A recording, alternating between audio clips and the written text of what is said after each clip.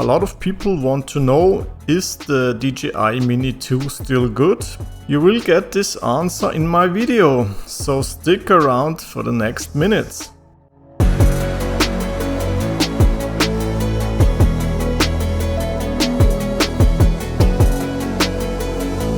Like I explained in my last video, if you want to get the best image quality out of your DJI Mini 2, you have to decrease the video settings, which are less saturation, less contrast and less sharpness.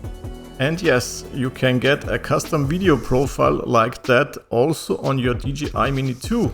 If you want to know how, I linked the video at the end of this one.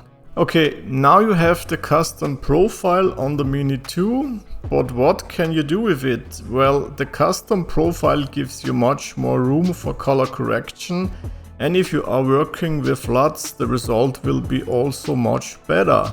And of course, too much sharpness and contrast will make your video look too artificial, smartphone-like. This drone is also still amazing for landscape photos. For example, if you are doing sphere shots, you can switch the settings to RAW DNG. Then later just import the DNG files to your computer and make widescreen landscape photos out of it. You get amazing results with very high detail. The extra megapixel on the DJI Mini 3 are nice to have, but you don't really need it to make great landscape photos. These shots you see here are all out of camera. I just put them together in Lightroom and cropped them, that's all.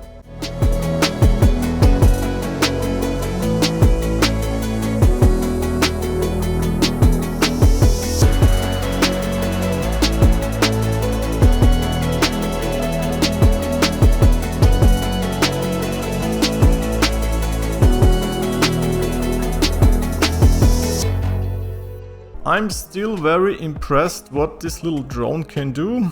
The DJI Mini 2 is an amazing drone for the price, and with the custom video profile, it gives you even better video results. So you don't need the Mini 3. I think most of the users who fly maybe 2 or 3 times a month, the Mini 2 is more than enough. Since most users will only fly on sunny days, you will also not need a better low-light performance, and the more you fly, the more experience you gain, the less you will miss obstacle avoidance, for example. I hope this is useful for you. If so, make sure to subscribe to this YouTube channel and click the notification bell for more videos. Thanks for watching, see you in the next one.